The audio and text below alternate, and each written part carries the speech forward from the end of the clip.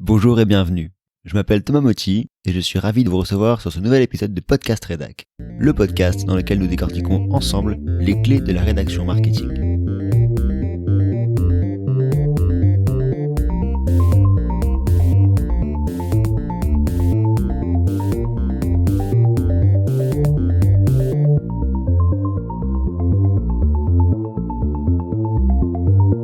Existe-t-il une méthode miracle pour écrire un article de blog efficace ? Un article de blog qui va intéresser le lecteur, qui sera repartagé, qui pourra devenir viral et dans tous les cas sera un sacré atout pour votre référencement naturel. Il existe en tout cas, pour cela, des étapes incontournables. Celles-ci sont au nombre de 10, et ce sont ces étapes que nous allons voir ensemble aujourd'hui dans ce nouvel épisode de Concept Rédac. Vous savez très probablement que vous avez tout à gagner à tenir un blog d'entreprise. Sans doute avez-vous déjà lu et relu que 82% d'entreprises qui animent un blog régulièrement ont déjà acquis des clients grâce à celui-ci.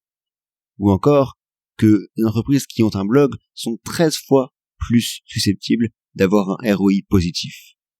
Pourtant, lorsque le moment vient de s'y mettre, toutes les excuses sont bonnes. Vous n'avez pas le temps, vous n'avez rien à raconter, ou alors vous craignez que personne ne lise votre blog. Autant de préoccupations qui sont légitimes, mais qui ne sont aussi que de belles excuses.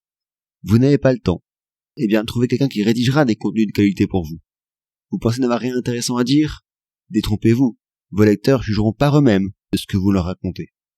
Et si vous êtes bon dans ce que vous faites, il y a fort à parier qu'ils seront intéressés par ce que vous avez à dire.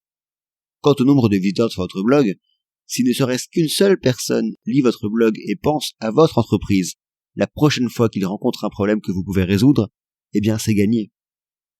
Arrêtez donc de repousser encore et encore la rédaction de votre blog. Attrapez votre clavier et jetez-vous à l'eau. Voici donc 10 étapes toutes simples pour vous aider à rédiger d'excellents articles de blog. Première étape, le choix du sujet. Choisissez votre sujet avec soin. Au moment de lancer la rédaction d'un article, gardez toujours votre lecteur à l'esprit. Tenez compte de ce qui leur sera le plus utile. Voici donc une série de questions pour vous y aider. Sur quoi avez-vous passé beaucoup de temps récemment ? Quelles sont les questions que vos clients vous ont posées ? Avez-vous lu des informations récentes sur lesquelles vous pourriez apporter un éclairage différent ? Quels sont les sujets dont parlent vos concurrents, vos pairs ou vos partenaires ?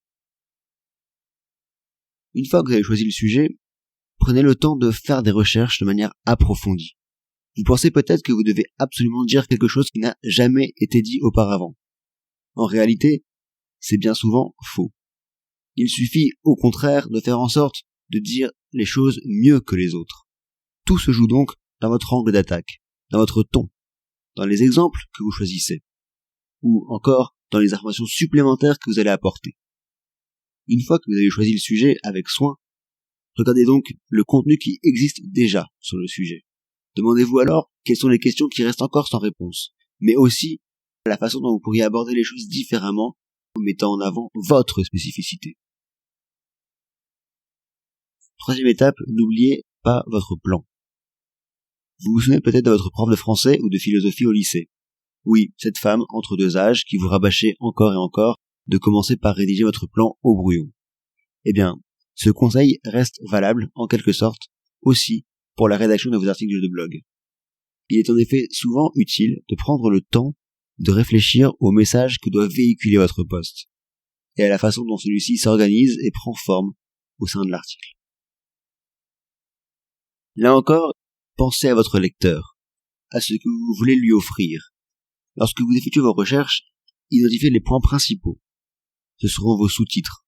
Rédigez-les avant de commencer la rédaction. Votre message doit y apparaître de manière très claire. Votre plan est prêt, il est temps de commencer à rédiger. La première étape est donc de soigner l'introduction. Votre lecteur a fait l'effort de se rendre sur votre blog. La dernière chose dont vous avez envie, c'est qu'il le quitte aussitôt. Les premiers mots sur lesquels se posera son regard sont donc les plus importants. Ils sont cruciaux. L'introduction de votre article doit être attractive, lui donner envie de poursuivre la lecture. Pour cela, vous pouvez jouer sur la carte du suspense, de l'émotion. Utilisez par exemple une courte métaphore ou une petite histoire pour illustrer ce dont vous allez parler. Une histoire qui bien sûr parle au lecteur, à laquelle il puisse s'identifier. 5e étape, entrez dans le vif du sujet. Vous voici arrivé au moment critique. L'introduction est achevée. Il s'agit maintenant de rentrer dans le vif du sujet, de rédiger le cœur de votre article, de répondre aux attentes du lecteur, de développer votre propos. Appuyez-vous sur l'élan que vous avez suscité en introduction et donnez votre propre éclairage sur la question que se pose le lecteur. Une fois que le contenu est rédigé, la 6e étape est de créer des liens. Votre article de blog n'est pas isolé. Il s'inscrit dans un ensemble, dans un tout, votre site internet. Au fil de la rédaction, saisissez donc toutes les opportunités de créer des liens entre l'article et d'autres pages ou articles de votre site. Dans la mesure du possible, insérez un minimum de 2 liens internes par publication et assurez-vous que la phrase sur laquelle vous placez l'URL, ou ce qu'on appelle l'encre en marketing, corresponde à la page de destination. Cela évitera à votre visiteur des mauvaises surprises qui pourraient lui donner une image négative de votre site. 7e étape, le moment est maintenant venu de conclure, et vous n'avez pas fait ce chemin jusqu'ici pour échouer à la dernière étape. Vos lecteurs sont suspendus à vos mots, ne les laissez pas sur leur faim. Prenez le temps de résumer l'idée principale de votre message et revenez à l'histoire amorcée en introduction pour montrer au lecteur l'avantage qu'il trouvera à suivre vos conseils.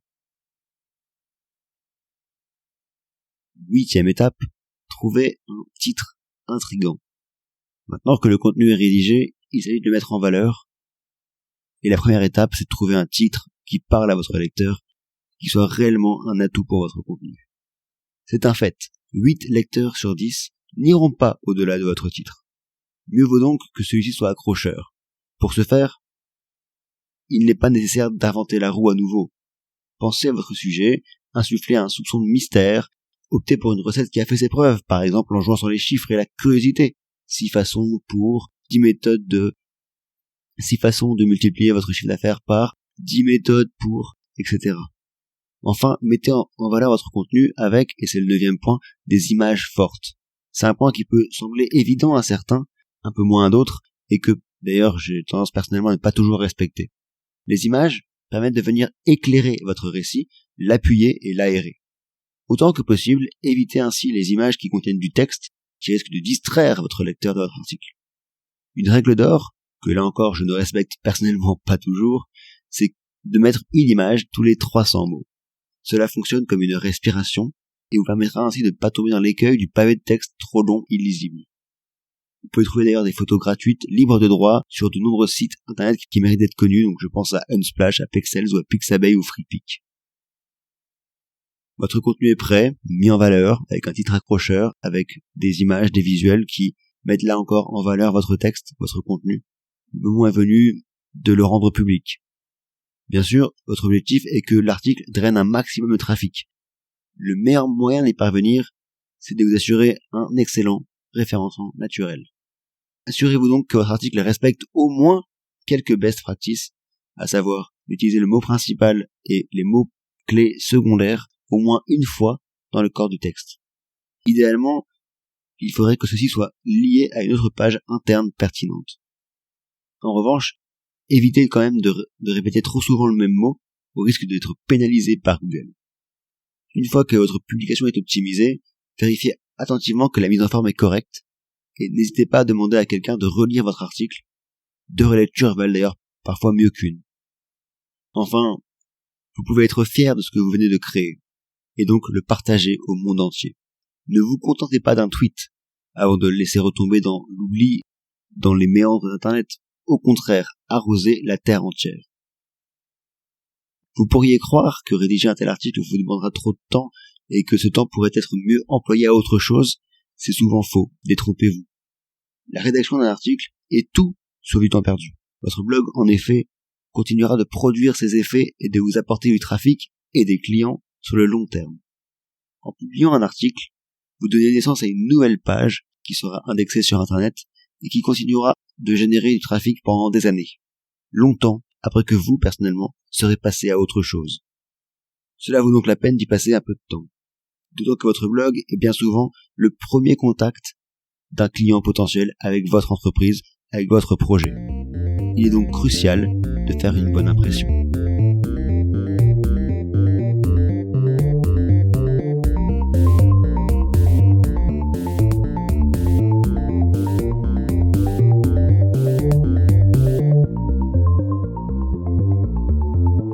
que cet épisode vous aura intéressé. Si c'est le cas, n'hésitez pas à vous abonner sur iTunes, sur Apple Podcasts ou sur YouTube. Ce sera un énorme coup de pouce pour faire connaître le podcast. On se retrouve très vite pour un nouvel épisode. En attendant, portez-vous bien.